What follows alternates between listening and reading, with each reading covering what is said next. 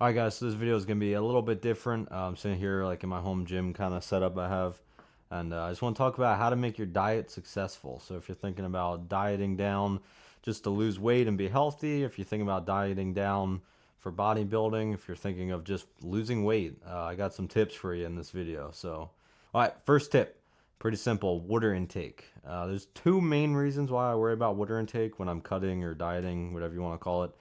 And that's it keeps you full, especially between meals. If I drink a lot of water, I definitely am not as hungry in between meals. It also makes me crave less food when I'm cutting.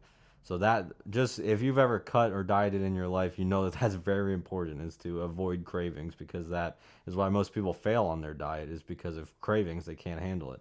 It's very important to keep you full. Another thing is, which I kind of learned about within the last few months, is more water intake actually leads to less water weight gained. And when I first started cutting, a couple of years ago when I tried to cut, I was really worried about like weight fluctuations from mainly water weight.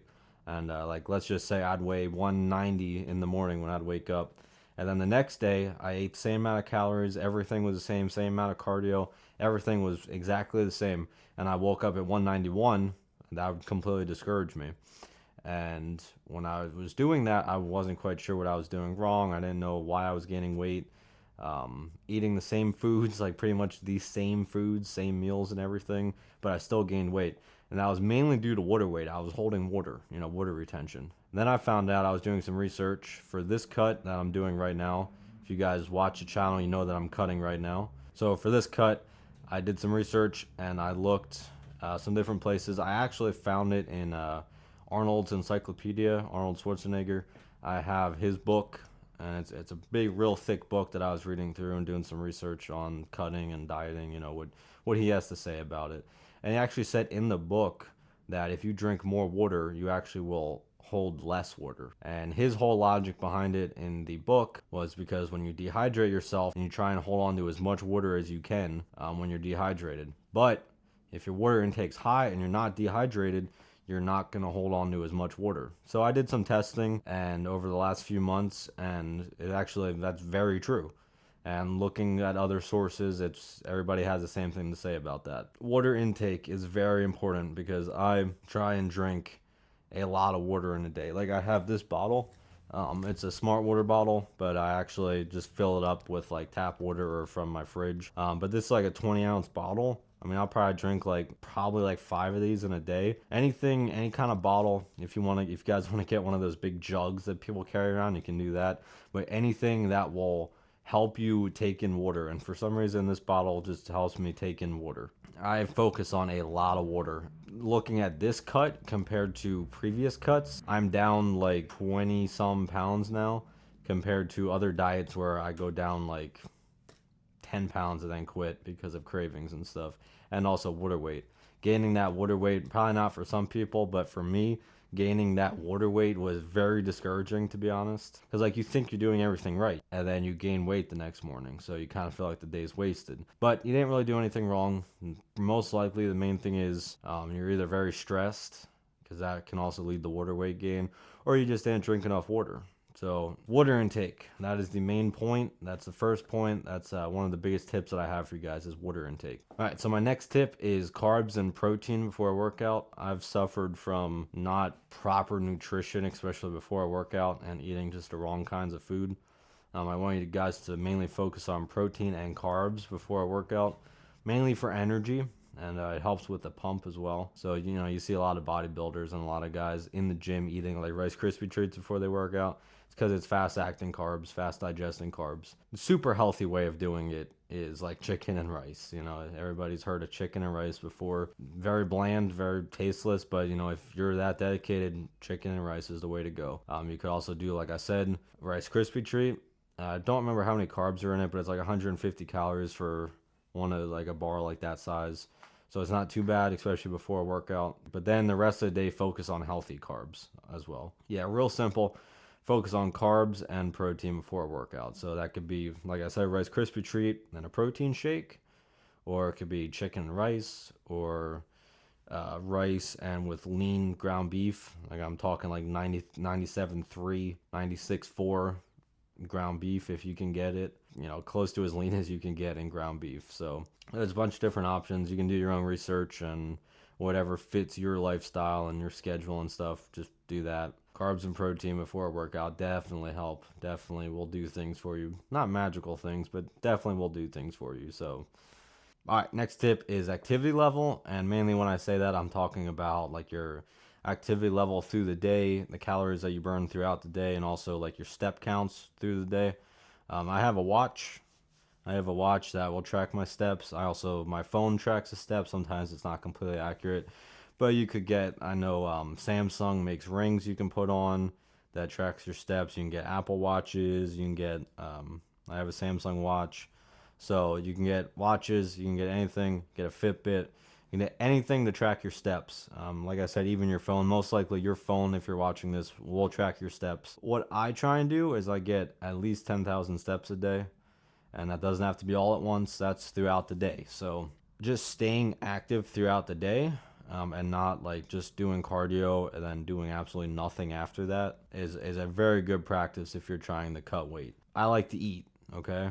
And the more activity I have, the more calories I'm going to burn throughout the day, the more I can eat, okay?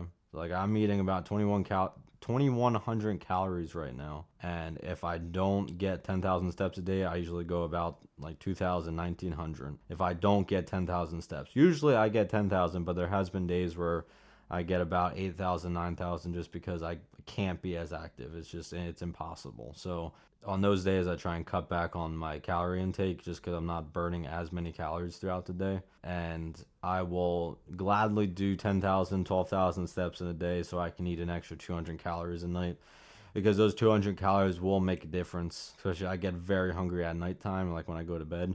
So I need some extra calories at night.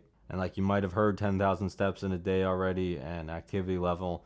But I just want to focus on it in this video because it's very important. Let's say your average step count in a day is like 5,000, okay? So the next day, shoot for 6,000, 7,000, 8,000, 9,000. Each day, try and build up on your number until you get to a point where you can sustain 10,000. And that might mean going for a walk after you're done eating or doing extra cardio. Let's just say you go shopping and you usually park up front so you don't have to walk too far. Try parking all the way in the back of the parking lot. I guarantee you that's going to give you extra steps. All that, just activity level throughout the day. Like I said, it doesn't have to be in one sitting. Just getting that activity level and those calories burned up throughout the day. And that's it.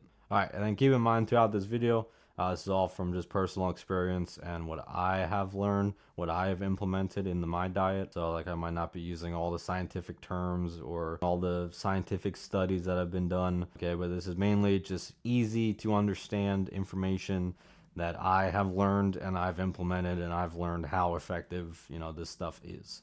So next thing I want to talk about is sodium levels. Sodium, especially for a pump, it's very important, but also more sodium will lead to water weight gain, water retention. And I recommend, just be aware of what you're consuming in sodium levels.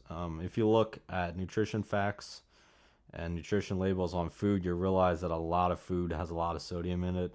A lot of times it's for flavor and stuff, so it's kind of hard to avoid it unless you're going into a bodybuilder diet, but most likely you probably aren't. So don't focus too much on sodium salt levels, but just be aware of what you're consuming and how it could affect your body. That's all I'm going to say about that. Like I said, it helps with the pump and hydration, but it also will lead to water weight, you looking fluffier and stuff. So just be aware of that and make your own decisions about it. So all right, another thing I want to talk about is reducing your cheat meals. Now, you might not be too happy to hear that, but if you really want to see results, you can probably have a weekly cheat meal, but certainly no more than that. Like, let's say you ate something healthy for breakfast, lunch, dinner also, and then at night you're like, well, I ate pretty healthy today.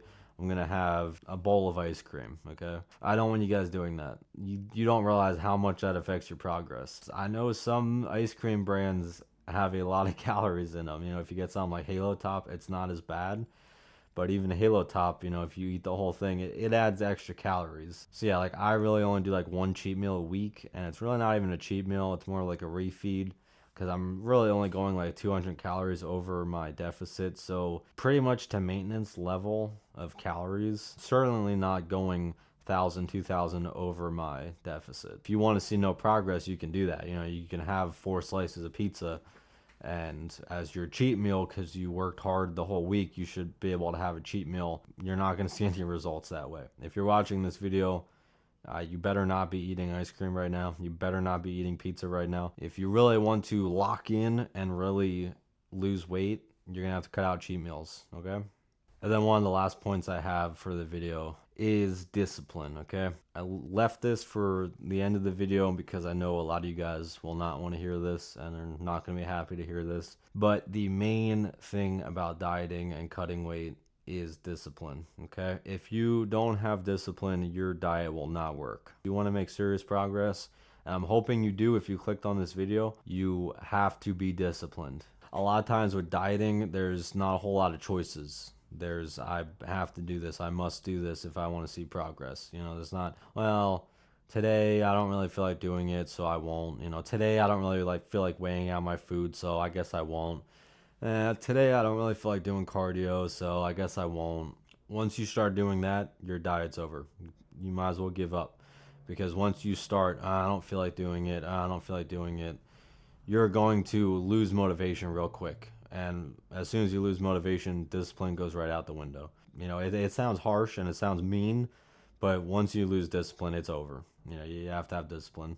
You have to have a goal in mind, and you have to be willing to make some sacrifices for that goal if you really want to lose weight. It doesn't matter how many tips you know, it doesn't matter if you follow everything else that I talked about in this video, it really doesn't matter if you don't have discipline. So yeah, I think I pretty much went over all the tips that I can give you, I can think of right now to help on your diet.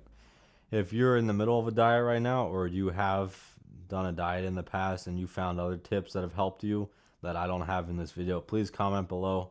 Help other people out. The gym community has gone too far into the negative side and insulting each other. I think it needs to come back to positive, and I think one way we can start doing that is by helping each other out. And I think if you have any tips, please leave them in the comments. You know, please message me. I can even talk about them in a video if you guys want. If you have any tips you want me to talk about, or you can just leave them in the comments and help, you know, somebody else out that reads them that needs help. Because I know from experience, dieting is certainly not easy. And that's about it, guys. I appreciate you watching for this long. And thanks for watching, guys. You can check out my other video. And I hope you have a good day. And good luck with your diet if you're starting one.